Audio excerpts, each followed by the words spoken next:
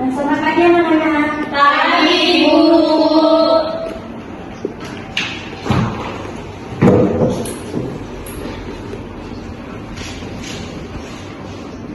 Oke. Assalamualaikum warahmatullahi wabarakatuh. Waalaikumsalam warahmatullahi wabarakatuh. Baik, apakah hari ini ada yang tidak hadir? Ketua kelasnya boleh kirim ke saya langsung aja yang hadir dan tidak hadir pada hari ini. Baik, Ibu. Jadi sebelum memulai pembelajaran pada hari ini, mungkin ada baiknya kita berdoa terlebih dahulu. Ketua kelas boleh dipimpin doanya. Baiklah teman-teman, sebelum melakukan pembelajaran pada hari ini, baiknya kita berdoa terlebih dahulu. Berdoa mulai. Berdoa selesai. Oke, ada yang tahu materi kita pada hari ini apa? Tahu, Bu. Apa? Makanan dan sistem pencernaan makanan. Ya, benar. Jadi kali ini kita akan membahas materi tentang makanan dan sistem pencernaan makanan. Nah, jadi sudah tahu belum mengapa makhluk hidup membutuhkan makanan? Saya, Bu. Oke. Karena untuk suatu kehidupan, kebutuhan, Bu. Nah, ada lagi? Untuk kekebalan tubuh juga, Bu. Benar. Ada lagi? Untuk bertahan hidup. Benar. Oke. Jadi benar ya yang dikatakan sama teman-teman kalian semua bahwa makhluk hidup tentu saja membutuhkan makanan. Nah, terutama untuk energi dan lain sebagainya. Oke, jadi materi kita hari ini yaitu makanan dan sistem pencernaan makanan. Nah, jadi seluruh makhluk hidup tentu saja membutuhkan makanan untuk tumbuh, untuk menghasilkan energi dan lain sebagainya. Nah, jadi sistem pencernaan pada manusia itu terbagi menjadi dua, yaitu saluran pencernaan dan kelenjar pencernaan. Nah, ada yang tahu saluran pencernaan pada manusia itu terdiri dari apa saja? Saya, Bu. Yang pertama itu mulai dari mulut menuju ke kerongkongan, habis itu ke lambung, menuju lagi ke usus halus, kemudian diproses di usus halus ini, kemudian akan dicerna ke usus besar, dan proses yang terakhir itu akan menuju anus. Oke, benar. Nah, baik, selanjutnya apakah ada yang tahu apa saja kelenjar pencernaan pada manusia? Saya, Bu. Oke, Fauzia Ramadhani boleh. Terdiri dari kelenjar ludah, hati, dan pankreas. Oke, benar. Jadi inilah gambar sistem pencernaan pada manusia, yaitu terdiri dari rongga mulut, kelenjar ludah, kerongkongan, hati, lambung, pankreas, usus halus, usus besar, dan juga anus. Nah, di sini merupakan proses pencernaan makanan. Jadi yang pertama yaitu makanan yang kita makan ketika masuk ke dalam mulut itu akan dipotong dan dihaluskan oleh gigi yang ada di dalam mulut. Nah, proses pencernaan semacam ini disebut dengan pencernaan secara mekanik. Selanjutnya, makanan dari mulut itu masuk ke dalam kerongkongan melalui hulu kerongkongan atau yang disebut dengan faring. Kemudian makanan dari kerongkongan masuk ke dalam lambung, dicerna oleh lambung. Kemudian makanan dari lambung masuk sedikit demi sedikit ke dalam usus halus.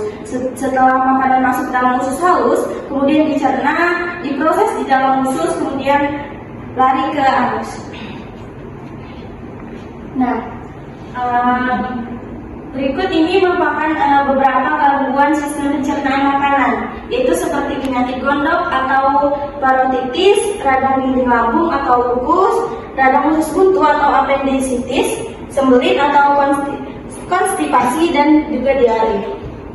Oke, ada yang tahu tidak makanan seperti apa yang dibutuhkan oleh tubuh kita?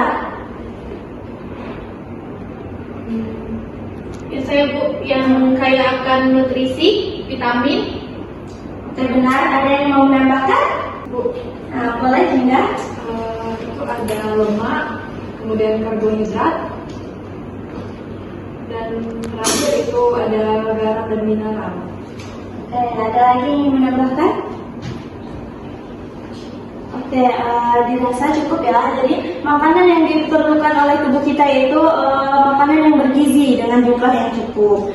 Nah, makanan yang bergizi itu mengandung karbohidrat, lemak, protein, vitamin, dan mineral, dan lain sebagainya. Nah, ini merupakan contoh makanan yang dibutuhkan oleh tubuh kita, yaitu makanan yang mengandung zat sehat hingga sempurna. Baik, jadi Ibu akan menampilkan video proses pencernaan makanan pada manusia. Selamat datang di channel Guru IPA.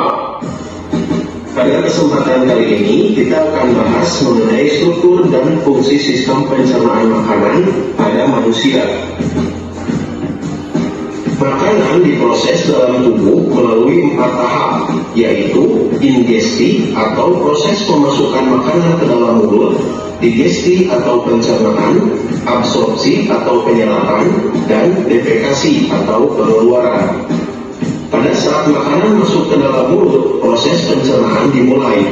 Pencernaan merupakan proses memecah makanan menjadi molekul kecil sehingga dapat diserap oleh tubuh melalui pembuluh darah. Selanjutnya, molekul makanan dari darah masuk ke dalam sel melintasi membran sel. Molekul yang tidak digunakan dan dibutuhkan oleh tubuh akan dikeluarkan dari tubuh melalui sistem ekskresi seperti keringat dan urin. Makanan yang tidak tercerna berupa feses akan dibuang melalui anus. Proses ini disebut defekasi. Pencernaan makanan terbagi atas 2 macam, yaitu pencernaan mekanis dan pencernaan kimiawi. Pencernaan mekanis terjadi ketika makanan dikunyah, dicampur, dan diremas. Pencernaan mekanis salah satu contohnya terjadi di dalam mulut, yaitu pada saat makanan dihancurkan oleh gigi.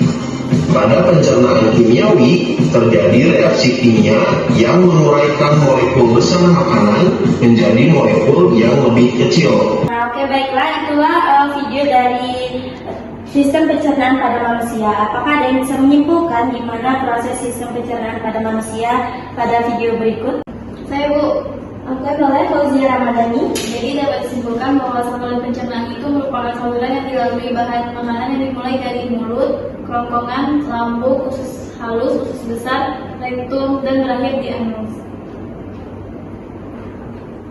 Oke, benar sekali. Jadi saluran pencernaan itu dimulai dari mulut, kerongkongan, lambung, usus halus, usus besar, dan berakhir di anus. Baiklah, jadi di minggu depan kalian akan berdiskusi mengenai gangguan pada sistem pencernaan manusia. Jadi setiap kelompok itu memilih, tidak boleh sama ya setiap kelompok. Jadi ada beberapa masalah pada sistem pencernaan manusia. Nanti kelompoknya akan di-share. Ibu. Apakah ada yang ingin ditanyakan? Oke, jika dirasa